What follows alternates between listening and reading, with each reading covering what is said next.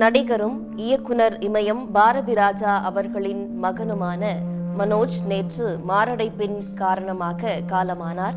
அவருக்கு வயது 48. இன்னும் சற்று நேரத்தில் பெசன்ட் நகர் மின் மயானத்தில் அவரது உடலானது தகனம் செய்யப்படவிருக்கிறது. அதற்காக உடலானது கொண்டு செல்லப்படும் அந்த நேரலை காட்சிகளை தற்போது நாம் பார்த்து வருகிறோம். நேற்று இரவு சென்னை சேத்துப்பட்டு இல்லத்திலிருந்து நீலாங்கரை இல்லத்திற்கு அவரது உடலானது கொண்டு செல்லப்பட்டது. மாரடைப்பின் காரணமாக அவர் உயிரிழந்தார். திரை பிரபலங்கள், அரசியல் தலைவர்கள் உள்ளிட்ட பலரும் அங்கு திரண்டு வந்து அவரது உடலுக்கு நேரில் அஞ்சலி செலுத்தினார்கள். அந்த காட்சிகளையும் நாம் தொடர்ச்சியாக பார்த்து வந்தோம். தமிழ்நாடு முதலமைச்சர் மு.க. ஸ்டாலின், துணை முதலமைச்சர் உதயநிதி ஸ்டாலின், முன்னாள் முதலமைச்சர் ஓ. பன்னீர்செல்வம், தமிழக வெற்றிக் கழக தலைவர் விஜய், சசிகலா, பாஜக தலைவர் அண்ணாமலை உள்ளிட்டவர்களும் அங்கு வந்து அஞ்சலி செலுத்தினார்கள். தற்போது திரை பிரபலங்கள் அவருக்கு அஞ்சலி செலுத்தி வரும் அந்த காட்சிகளை பார்த்து வருகிறோம். இன்னும் சற்று நேரத்தில் பெசன்ட் நகர் மின் மயானத்தில் அவரது உடலானது தகனம் செய்யப்படுகிறது. நீலாங்கரை இல்லத்திலிருந்து பெசன்ட் நகர் மின் மயானத்திற்கு அவரது உடலானது இன்னும் சற்று நேரத்தில் கொண்டு செல்லப்படுகிறது. அதற்காக திரை பிரபலங்களும் அரசியல் தலைவர்களும் நேரில் அவருக்கு கண்ணீர் மல்க அஞ்சலி செலுத்தி வருகின்றனர். இயக்குனர் இமயமாக அறியப்படும் பாரதி ராஜாவின் ஒரே மகனான மனோஜ் மாரடைப்பின் காரணமாக நேற்று காலமானார். பல்வேறு திரைப்படங்களில் கதாநாயகனாகவும் அவர் அந்த பாத்திரத்தை ஏற்று நடித்திருக்கிறார். கதாநாயகன், பாடகர், இசையமைப்பாளர், குணச்சித்திர நடிகர் என்று பன்முகம் கொண்டவர் மனோஜ் அவர்கள். 1999ஆம் ஆண்டு வெளியான தாஜ்மஹால் படத்தின் மூலமாக அவர் கதாநாயகனாக அறிமுகமானார். அவருக்கு இயக்குனராக தான் சாதிக்க வேண்டும் என்ற எண்ணம் இருந்த போதிலும் தனது அப்பாவின் பேச்சிற்கு இணங்க அவர் கதாநாயகனாக அறிமுகமானார். தாஜ்மஹால் திரைப்படத்தின் மூலம் கதாநாயகனாக திரைக்கு வந்த மனோஜ் அந்த படத்தில் இடம்பெற்றிருந்த ஈச்சி எலுமிச்சி எனும் பாடலை தன் சொந்த குரலிலேயே பாடியிருந்தார். 8 வயதிலிருந்தே அவர் பியானோ கற்றுக்கொண்டார். மேலும் கர்நாடக இசையிலும் அவர் கற்று தேர்ந்தவராகவே இருந்தார். ஏ.ஆர். ரஹ்மான் இந்த தாஜ்மஹால் படத்திற்கு இசையமைத்திருந்தார். ஏ.ஆர். ரஹ்மானின் இசையில் மனோஜ் அவர்கள் தனது முதல் படத்தில் அந்த அறிமுக பாடலையும் அவர் பாடியிருந்தார். தந்தை பாரதி ராஜாவால் தான் அவர் சினிமாவில் நாயகனாக அறிமுகமானார். தாஜ்மஹால் திரைப்படம் பெரிய அளவில் வெற்றி பெறவில்லை என்றாலும் அந்த படத்தில் இடம்பெற்றிருந்த அனைத்து பாடல்களுமே ஹிட்டானது. அந்த முதல் படத்தின் மூலமாகவே கவனிக்கப்படும் ஒரு நாயகனாகவே அவர் இருந்தார். தொடர்ச்சியாக சமுத்திரம் படத்தில் அவர் நடித்திருந்தார். அதில் சரத்குமாரின் தம்பியாக ஒரு முக்கிய பாத்திரத்தை ஏற்று நடித்திருந்தார். சமுத்திரம் படமானது சூப்பர் டூப்பர் ஹிட்டை அடைந்திருந்தது. அதற்கு அடுத்ததாக கடல் பூக்கள், அல்லி அர்ஜுனா உள்ளிட்ட படங்களிலும் நடித்திருந்தார். அதனை தொடர்ந்து அவர் நடித்த வருஷமெல்லாம் வருஷந்தம் என்னும் படத்தில் இடம்பெற்றிருந்த பாடல்களும் பெருமளவில் கவனிக்கத்தக்கவராக அவரை மாற்றியது. அவர் இயக்குனராக விருப்பப்பட்டாலும் தன் அப்பாவின் ஆசைக்கு இணங்க இந்த நடிப்பு எனும் பாத்திரத்தை தேர்ந்தெடுத்தவர். தொடர்ந்து மாநாடு படத்தில் ஒரு குணச்சித்திர கதாபாத்திரத்தில் போலீஸ் அதிகாரியாக அவர் நடித்திருந்தார். தான் கதாநாயகன் என்ற பிம்பம் இருந்த போதிலும் கூட அவர் குணச்சித்திர நடிகராகவும் இருந்தார். சங்கர் அவர்களின் எந்திரன் படத்தில் ரோபோ கதாபாத்திரத்தில் ஸ்டாண்டின் நடிகராக நடித்திருந்தார். அந்த டூப் போட்டு நடித்த அந்த காட்சிகள் கூட ஒரு சில ஆண்டுகளுக்கு முன்பாக இணையதளத்தில் பரவலாக பகிரப்பட்டு அதுவும் பெரும் கவனத்தை பெற்றிருந்தது. பல்வேறு தரப்பினரும் அந்த கதாபாத்திரத்திற்காக அவருக்கு பாராட்டுகளையும் தெரிவித்திருந்தனர். இந்நிலையில் தற்போது அவரது உடலானது நீலாங்கரை இல்லத்தில் வைக்கப்பட்டிருக்கிறது. அவரது உடல் பெசன்ட் நகர் மின் மயானத்திற்கு கொண்டு செல்லப்படுவதற்கான அனைத்து ஏற்பாடுகளும் தயார் நிலையில் வைக்கப்பட்டிருக்கிறது. திரை பிரபலங்கள், அரசியல் தலைவர்கள் அனைவரும் இயக்குனர் இமயம் பாரதி ராஜா அவர்களை சந்தித்து தங்களது மீளா துயரத்தை அவருடன் பகிர்ந்து கொண்டார்கள். முதலமைச்சர் மு.க.ஸ்டாலினும் பாரதி ராஜா அவர்களின் கரங்களை பற்றி கொண்டு ஆறுதல் தெரிவித்த அந்த காட்சிகளையும் நாம் முன்னதாக பார்த்தோம். இருதய அறுவை சிகிச்சை மேற்கொள்ளப்பட்டிருந்த சூழலில் மாரடைப்பின் காரணமாக அவர் உயிரிழந்தார். அவரது உடலானது கொண்டு செல்லப்படுகிற அந்த காட்சிகளை தற்போது நேரலையாக பார்த்து வருகிறோம். இன்னும் சற்று நேரத்தில் பெசன்ட் நகர் மின்மயானத்தில் அவரது உடலானது தகனம் செய்யப்படுகிறது.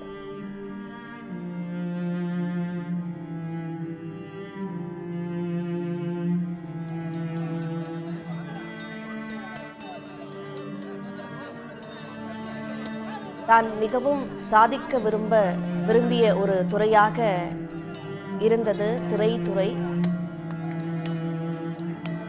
தனது அப்பாவை பார்த்து அவரது திறமையை வியந்து தானும் இயக்குனராக வேண்டும் என்னும் பெரும் விருப்பத்தோடு திரைத்துறைக்குள் அவர் நுழைந்தார். ஆனாலும் அவர் நாயகனாக நடித்திருக்கிறார், இசையமைப்பாளராக பணியாற்றியிருக்கிறார், பாடகராக இருந்திருக்கிறார். அவரது மிக பெரும் கனவாக இருந்தது அவருடைய தந்தை இயக்கி மிகப்பெரிய வெற்றி பெற்ற சிவப்பு ரோஜாக்கள் எனும் படத்தின் 2ஆம் பாகத்தை எடுக்க பெரும் முயற்சி மேற்கொண்டார். அந்த கதையை தயார் செய்து வைத்திருந்த போதும் கூட அதை ஒவ்வொரு முறையும் பணி செய்ய வேண்டும் என அந்த ஸ்கிரிப்டை எடுத்த போதெல்லாம் தனக்கு ஏதோ தடங்கல் வந்ததாக அவ்வப்போது அவர் கொடுக்கும் நேர்காணல்களிலும் குறிப்பிட்டிருந்தார். அவரது நிறைவேறாத ஆசையாகவே போய்விட்டது சிவப்பு ரோஜாக்களின் படத்தின் 2ஆம் பாகத்தை எடுக்க வேண்டும் எனும் பெரும் விருப்பம். வருஷமெல்லாம் வசந்தம் படத்தின் மூலமாக அனைவரின் கவனத்தையும் ஈர்த்திருந்தார். 48 வயதில் மரணத்தை தழுவி இருக்கிறார் மனோஜ். திரை பிரபலங்கள் அனைவருக்கும், திரையுலகினர் அனைவருக்கும் இது ஒரு பேரதிர்ச்சி என்றே சொல்லலாம். மணிரத்னம் படத்தில் உதவி இயக்குனராக அவர் பணியாற்றியிருக்கிறார். தன் அப்பாவிடம்தான் உதவி இயக்குனராக பணியாற்ற வேண்டும் என்ற விருப்பம் அவருக்கு இருந்த போதிலும் திரு பாரதி ராஜா அவர்கள் மணிரத்னத்தை கை காட்டி அவரிடம் உதவி இயக்குனராக சேரும்படி தன் விருப்பத்தை சொல்லியிருக்கிறார். மணிரத்னத்தை மனோஜ் தன்னுடைய காட்ஃபாதர் என்றே குறிப்பிடுவாராம். அந்த அளவுக்கு அவருக்கு திரை உலகில் ஒரு பெரும் விருப்பம் இருந்தது. பம்பாய் படத்தில் அவர் ஏடியாக உதவி இயக்குனராக பணியாற்றியிருக்கிறார். புளோரிடா பல்கலைக்கழகத்தில் திரைக்கலை படிப்பை முடித்திருக்கிறார். மனோஜின் இறுதி ஊர்வல ஊர்தியில் தாஜ்மஹால் படத்தின் பாடலானது ஒளிபரப்பப்படுகிறது. கடல் பூக்கள், அல்லி அர்ஜுனா படங்கள் மூலம் அவர் ரசிகர்களை கவர்ந்திருந்தார். மாநாடு படத்திலும் கூட சமீபத்தில் அவர் போலீஸ் அதிகாரியாக நடித்திருந்தார். அதே போல கார்த்தியின் நடிப்பில் வெளியான விருமன் படத்திலும் அவர் நடித்திருந்தார். அதுவும் பெரும் கவனத்தை பெற்றிருந்தது. அனைவரும் அவர் ஏற்கனவே நேர்காணல்களில் குறிப்பிட்டபடியே தனது தந்தையின் சிவப்பு ரோஜாக்கள் படத்தின் 2ஆம் பாகத்தை எடுப்பார் என்ற விருப்பம் அவரது ரசிகர்களுக்கும் இருந்தது. ஆனால் இறுதி வரை நிறைவேறாத ஆசையாகவே அது சென்றுவிட்டது. இன்னும் சற்று நேரத்தில் பெசன்ட் நகர் மின்மயானத்தில் அவரது உடலானது தகனம் செய்யப்படவிருக்கும் சூழலில் அவரது உடலானது அந்த வாகனத்தில் ஏற்றப்படும் அந்த நேரலை காட்சிகளை பார்த்து வருகிறோம்.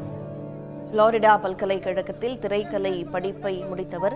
இந்த படம் சம்பந்தப்பட்டது திரை சார்ந்த விஷயங்களையே அவர் தொடர்ச்சியாக செய்து வந்திருக்கிறார். 8 வயதிலேயே பியானோ இசை படித்து கர்நாடக இசை உள்ளிட்டவற்றையும் கற்று தேர்ந்திருக்கிறார். திரை உலகிற்கு ஒரு படத்தை இயக்குவதற்கு என்னெல்லாம் தகுதிகள்லாம் வேண்டுமோ அவை எல்லாவற்றையும் தனக்கென அவர் வளர்த்தி கொண்டிருந்தார். இந்த சூழலில்தான் 48 வயதில் மரணம் அவரை தழுவியிருக்கிறது.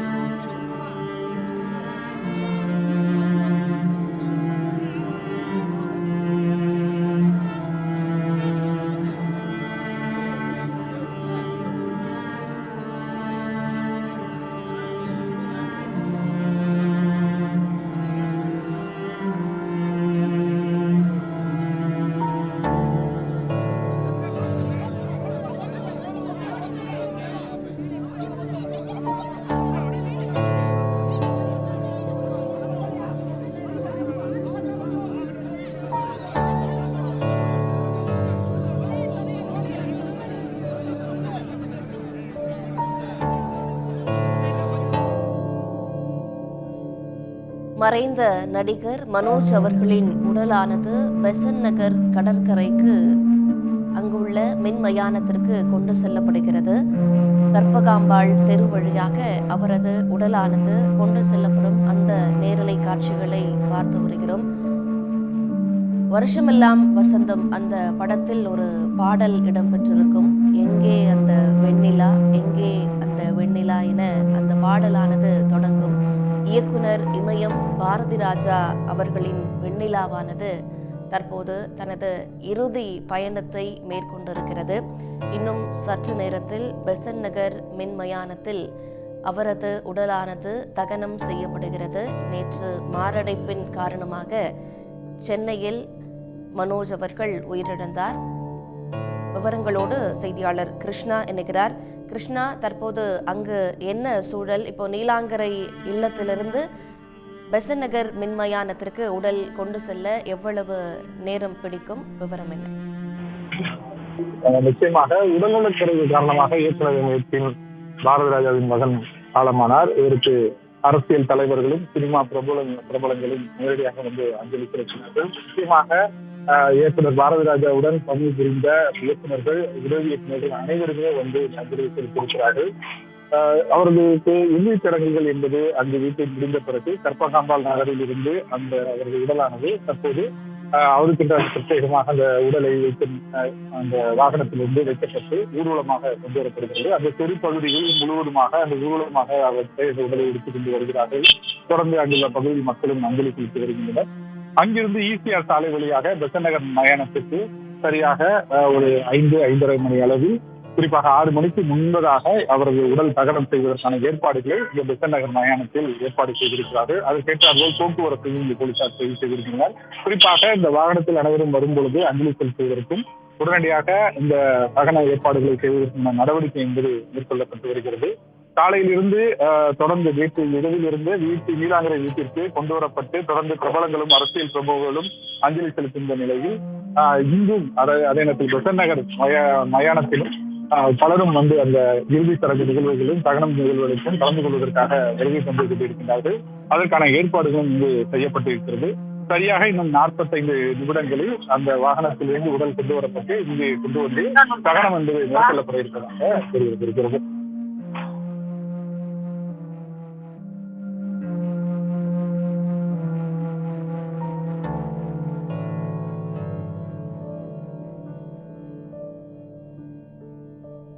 நாற்பத்தெட்டு வயதில் மரணத்தை தழுவிய நடிகர் மனோஜ் அவர்களின் உடலானது நீலாங்கரை இல்லத்திலிருந்து பெசன்ட் நகர் மின் மயானத்திற்கு கொண்டு செல்லப்படும் அந்த காட்சிகளை பார்த்து வருகிறோம்.